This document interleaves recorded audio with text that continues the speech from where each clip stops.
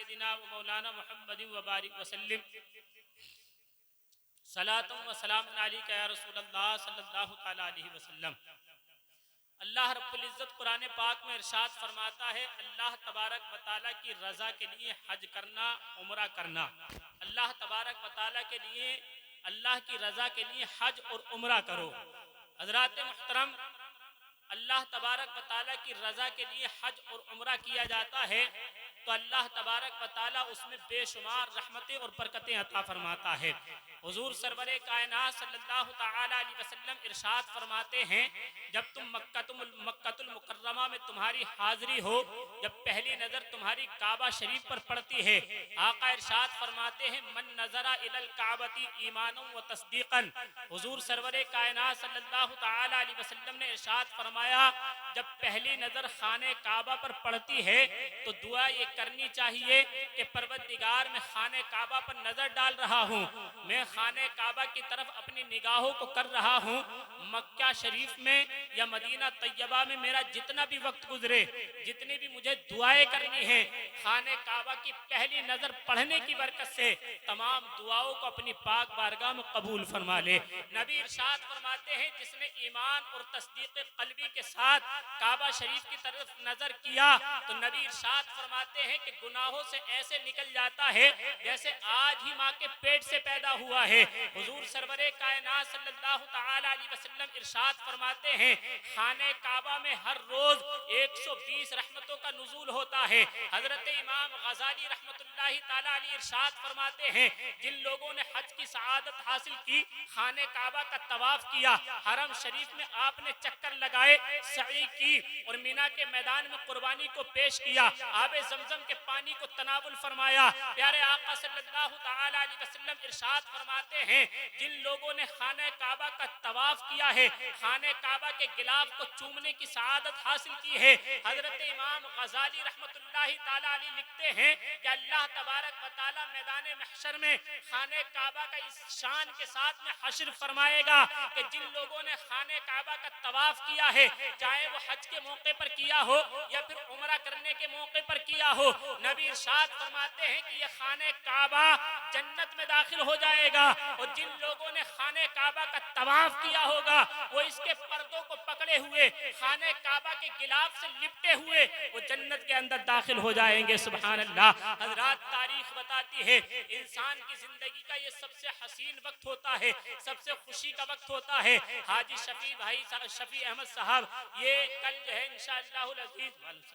کل جو ہے انشاءاللہ العزیز جو ہے حج کے لیے روانہ ہو جائیں گے۔ اللہ رب العزت کی بارگاہ میں دعا ہے کہ یہ بھی اور پوری دنیا سے جہاں جہاں سے حج کی سعادت حاصل کرنے کے لیے جا رہے ہیں، پروردگار تمام کے حجوں کو اپنی پاک بارگاہ میں قبول فرمائے اور تمام کے مکہ اور مدینہ کی ایک ایک گھڑی کو اپنی پاک بارگاہ میں قبول فرمائے۔ آپ دیکھیں کہ حضرت عبداللہ ابن مبارک ہیں، یہ حج کی سعادت حاصل کرنے کی یہ آپ جو ہے تیاری کرتے ہیں، اپنے ساتھیوں کے ساتھ آپ حج کے لیے روانہ ہوئے، قافلے کے ساتھ آپ روانہ ہوتے ہیں، آپ کا قافلہ، آپ کے ساتھی آپ کے ساتھ میں ہیں، آپ کے احباب آپ کے ساتھ میں ہیں، آپ کے دوست آپ کے ساتھ میں ہیں۔ کوفے کی سرزمین پر پہنچے، کوفے میں آپ نے تھوڑی دیر قیام کیا، اس کے بعد آپ اپنے ساتھیوں کے ساتھ آپ کوفے کے بازار میں تشریف لے جاتے ہیں۔ سوچا کہ احرام شریف کو خرید لیا جائے، جو ضرورت کی چیزیں ہیں بازار سے ان کو خرید لیا جائے۔ آپ کے ساتھی آپ کے ساتھ بازار میں پہنچے، خرید و فروخت کی، حرم شریف کو خرید، آپ نے احرام شریف کو خریدا، اور آپ کے ساتھی تھک جاتے ہیں، لیکن حضرت عبداللہ ابن مبارک تاریخ بتاتی ہے کہ آپ نے بہت دیر تک، آپ نے جب خرید و فروخت کی، بہت دیر تک آپ جب تھک جاتے ہیں، آپ کے دل نے ارادہ کیا کہ بہت دیر ہو چکی ہے، چلو تھوڑی دیر جو ہے جھیل کے پاس جا کر کے ٹھنڈی سانس لی جائے۔ حضرت عبداللہ ابن مبارک آپ جھیل کے پاس پہنچتے ہیں، آپ نے دیکھا کہ ایک خاتون ہے جو برقع پوش ہے، چہرے پر نقاب پڑی ہوئی ہے، اس کے ہاتھ میں تھیلا ہے، ہاتھ میں اس کے تھیلا ہے، تھیلے سے چھری نکال کر کے مری ہوئی بھینس سے گوشت کو کاٹا تھا۔ تاریخ بتاتی ہے جیسے حضرت عبداللہ ابن مبارک نے دیکھا تو ان کا تعاقب کیا، ان کے پیچھے آپ چلنے لگتے ہیں۔ آپ کے دل کے اندر خیال پیدا ہوتا ہے کہ شاید یہ خاتون کوئی ہوٹل چلاتی ہے جس میں مردار جانور کے گوشت کو یہ ہوٹلوں میں پکا کر کے مسلمانوں کو کھلاتی ہے. اس وجہ سے حضرت عبداللہ ابن مبارک نے اس کی جاسوسی کی تھی, ورنہ ایک مسلمان دوسرے مسلمان کی جاسوسی کرتا ہے تو شریعت اسے اجازت نہیں دیتی ہے. حضرات تاریخ بتاتی ہے کوفہ کی تنگ گلیوں سے گزرتی ہوئی وہ خاتون ایک لکڑی کے بڑے دروازے پر جا کر کے پہنچتی ہے. دونوں ہاتھوں سے جیسے اس نے لکڑی کا دروازہ بجایا, اندر سے 3 لڑکی نکلتی ہے. دروازہ کھلا, کہا کہ ماں آپ ہمارے لیے کھانے کا آپ نے کیا انتظام کیا ہے؟ ماں نے کہا کہ بیٹی ہمارے پاس کوئی چیز کھانے کے لیے موجود نہیں تھی, لیکن نانا جان کی شریعت یہ ہے. مصطفیٰ جان رحمت صلی اللہ تعالی علیہ وسلم نے ارشاد فرمایا کہ اگر تمہاری جان لبوں پر آ جائے, تمہاری جان نکلنے کا وقت قریب ہو, تمہیں کھانا یا پانی میسر نہ ہو سکے, 3 دن گزر جائیں تو تم اپنی جان کو بچانے کے لیے حرام لقمے کو اپنے حلق سے اتار سکتے ہو. اسی لیے جان بچانے کے لیے مردار جانور کا گوشت کاٹ کر کے تمہاری خدمت میں پیش کیا گیا ہے. حضرت عبداللہ ابن مبارک نے دیکھا تو آپ کی آنکھوں سے آنسو نکلنے لگتے ہیں. آپ نے دروازہ کھولا, سید زادی کے قدموں میں گر جاتے ہیں. کہا, سید زادی نے بیان کیا کہ ہم آل رسول ہیں, ہم سید زادی ہیں, صدقہ و خیرات کھانا ہمارے لیے جائز نہیں ہے. حضرت عبداللہ ابن مبارک نے ارشاد فرمایا کہ یہ صدقہ و خیرات نہیں ہے, بلکہ میں آپ کی خدمت کرنا چاہتا ہوں. آپ حضور صلی اللہ تعالی علیہ وسلم کی نسل ہیں اور ہم آپ کے خادم ہیں. میں آپ کے قدموں میں دولت کو نچھاور کر کے آپ کی بارگاہ میں خراج عقیدت پیش کرنا چاہتا ہوں. حضرات تاریخ بتاتی ہے کہ 300 درہم حضرت عبداللہ ابن مبارک نے اس خاتون کو عطا فرما دیے ہیں. اب آپ کے ساتھی خود بخود جو ہے جب حج کا جانے کا نمبر آتا ہے, آپ نے اپنے ساتھیوں سے کہا کہ بھائی میرا جانے کا ارادہ نہیں ہے, لیکن ساتھیوں نے سوچا کہ اب تک یہاں تک آئے تھے, اب یہاں سے انہوں نے ارادے کو کینسل کر دیا ہے. ہو سکتا ہے کہ انہوں نے کوئی پلاٹ خریدنے کا وعدہ کر لیا ہو, یا پلاٹ خریدنے کا ان کے دل کے اندر خیال پیدا ہو گیا ہو. حضرت عبداللہ ابن مبارک نے کہا کہ آپ کچھ بھی سمجھے, میں حج کو نہیں جا سکتا ہوں. جب آپ کے ساتھی مکہ المکرمہ پہنچتے ہیں تو تاریخ بتاتی ہے کہ حج کے ارکان ادا کرنے کے بعد, مدینہ طیبہ میں حاضری دینے کے بعد, جب آپ کے ساتھی واپس شہر کی طرف تشریف لاتے ہیں, حضرت عبداللہ ابن مبارک ان کے پاس جب مبارکباد پیش کرنے کے لیے پہنچے, جیسے ہی آپ نے مبارکباد پیش کی تو لوگوں نے آپ کو, جو آنے والے حجاج کرام تھے, حضرت عبداللہ کو مبارکباد پیش کر رہے ہیں. بھائی تمہیں بھی مبارک ہو, اللہ نے تمہارے بھی حج کو قبول فرما لیا ہے. حضرت عبداللہ ابن مبارک حیران و پریشان ہیں, میں حج کو گیا نہیں, لیکن لوگ مجھے حج کی مبارکباد پیش کر رہے ہیں. تاریخ بتاتی ہے کہ 3 دن کے بعد 10 لوگوں کا جب قافلہ آتا, 10 قافلے مکہ المکرمہ کی سرزمین سے واپس کوفہ کی طرف آتے ہیں. حضرت عبداللہ مبارک ان کے پاس پھر جو ہے آپ مبارکباد پیش کرنے کے لیے پہنچتے ہیں, تو قافلے والوں نے آپ کو بھی مبارکباد پیش کی تھی. اور ان میں سے ایک شخص نے کہا تھا کہ روضہ رسول کے سامنے جو تم نے مجھے 600 درہم کی تھیلی عطا فرمائی تھی, میں اس درہم کی حفاظت کر رہا تھا, اس تھیلی کی حفاظت کر رہا تھا. بھائی آپ اپنی اس تھیلی کو قریب میں پکڑیں, اپنے ہاتھوں میں پکڑیں. تاریخ بتاتی ہے کہ حضرت عبداللہ ابن مبارک اسی جستجو میں ہیں, حیران و پریشان ہیں. رات کو جب بستر پر لیٹتے ہیں تو آپ کی قسمت نے انگڑائی لی اور مقدر کا ستارہ چمکتا ہے. مصطفیٰ جان رحمت صلی اللہ تعالی علیہ وسلم کا خواب میں دیدار نصیب ہو جاتا ہے,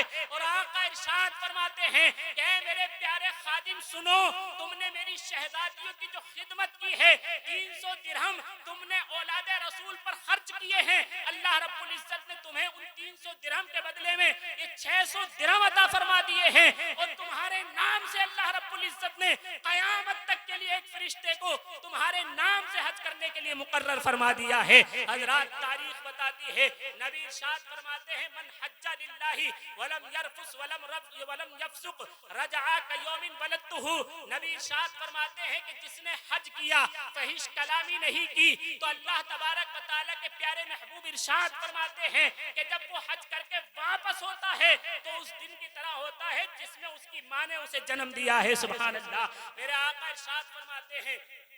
سمجھ میں تو آ رہی ہے بات, دیکھو سمجھ میں آنی چاہیے, محبت کے ساتھ آپ سبحان اللہ کہتے رہیں. قاری عبد القیوم صاحب قبلہ مدد اللہ علی ممبر نور پر جلوہ افروز ہو چکے ہیں, اور نقیب اہل سنت حافظ و قاری توقیر رضا صاحب قبلہ، بہترین آواز ہے اور اچھے طریقے سے نظامت کے انجام کو بخوبی آپ جو ہے اس کو پہنچاتے ہیں۔ محبت کے ساتھ آپ سماعت فرمائیں گے اور جامعہ رضویہ شمس الاسلام کے جو پرنسپل ہیں، مفکر اسلام شہنشاہ خطابت حضرت علامہ مولانا دلشاد رضا نوری صاحب قبلہ مدد اللہ علی، وہ بھی کچھ لمحات میں منبر رسول پر تشریف جلوہ افروز ہونے والے ہیں۔ تھوڑی دیر میں میری گفتگو ختم ہو جائے گی، محبت کے ساتھ کہہ دیں سبحان اللہ۔ حضور صلی اللہ تعالیٰ علیہ وسلم نے ارشاد فرمایا کہ اگر تم یہ چاہتے ہو کہ اپنے حج کو تم پرکھنا چاہتے ہو کہ تمہارا حج یا عمرہ اللہ کی بارگاہ میں قبول ہوا ہے یا نہیں ہوا ہے، تو ہم کیسے پتہ لگائیں؟ نبی ارشاد فرماتے ہیں کہ اگر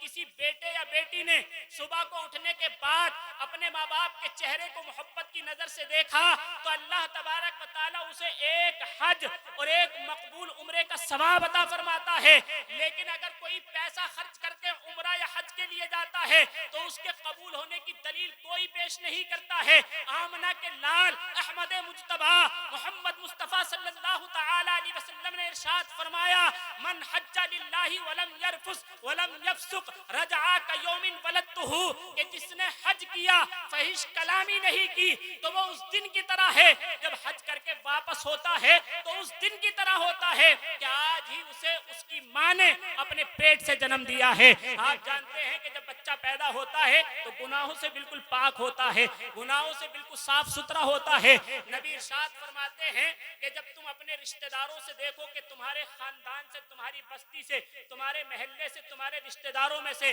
اگر کوئی حج کے لیے روانہ ہو یا پھر تمہارے رشتہ دار عمرے کے لیے روانہ ہو تو نبی ارشاد فرماتے ہیں کہ تم ان سے مصافحہ اور معانقہ کرو، یعنی ان سے ہاتھ ملاؤ اور ان کو گلے لگاؤ اور ان سے کہو کہ آپ اللہ کے گھر میں قدم رکھیں تو ہمارے لیے بھی